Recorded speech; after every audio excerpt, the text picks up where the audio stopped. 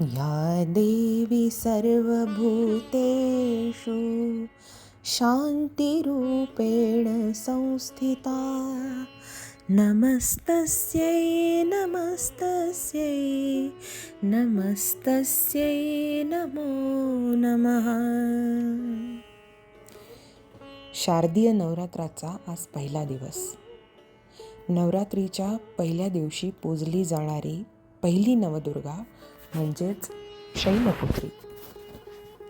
शैल म्हणजे पर्वत.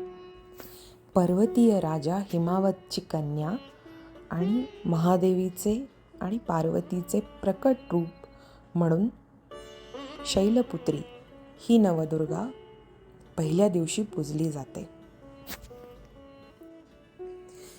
प्रजापती राजा दक्ष याची कन्या सती हिचा पुनर्जन्म म्हणजेच शैलपुत्री देवीचे रूप होय. आख्यायिका अशी आहे की एकदा दक्ष राजाने यज्ञ करण्याचा निर्णय घेतला.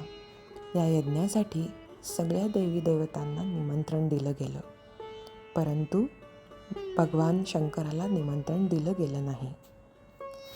देवी सतीला म्हणजेच दक्ष राजाच्या मुलीला आपल्या पित्याने योजलेल्या यज्ञात सहभागी होण्याची तीव्र इच्छा होती, परंतु निमंत्रण न आल्यामुळे भगवान शंकरांनी तेथे उपस्थित राहण्यास नकार दिला.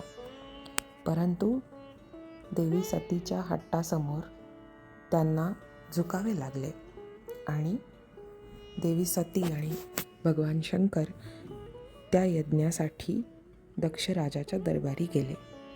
परंतु तेथे दक्ष राजाकडून आणि त्याच्या दरबाऱ्यांकडून थोडाही आदर किंवा प्रेम त्यांना मिळाला नाही. उलट भगवान शंकरांचा तर तेथे तिरस्कार झाला. प्रत्यक्ष दक्ष राजाने सुद्धा भगवान शंकरांना अपमानित केले. पित्याच्या या अशा व्यवहाराने आणि पतीच्या अपमानाने देवी सतीला तीव्र दुःख झाले आणि ते सहन न होऊन देवी सतीने त्याच यज्ञात उडी मारून स्वतःची आहुती दिली.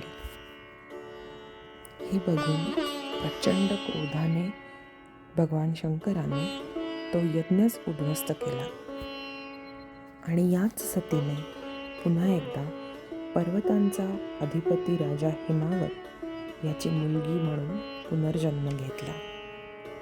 म्हणूनच तिला शैलपुत्री हे नाव पडले. शैल म्हणजे पर्वत आणि पुत्री म्हणजे कन्या. अशी मान्यता आहे की शैलपुत्री देवीचा निवास हा काशी नगरी वाराणसी येथे होता. तिथे शैलपुत्री देवीचे एक अति प्राचीन मंदिर देखील आहे, ज्याच्याबद्दल अशी मान्यता आहे की तिथे फक्त दर्शन केल्याने भक्तांची मनोकामना पूर्ण होते. या शैलपुत्री देवीचे वाहन वृषभ आहे, म्हणूनच तिच्या अनेक नावांपैकी एक नाव वृषारूढा हे पण आहे. तिच्या एका हातात कमळ आणि दुसऱ्या हातात त्रिशूळ आहे. अशा ह्या नवदुर्गेच्या पहिल्या रूपास त्रिवार वंदन.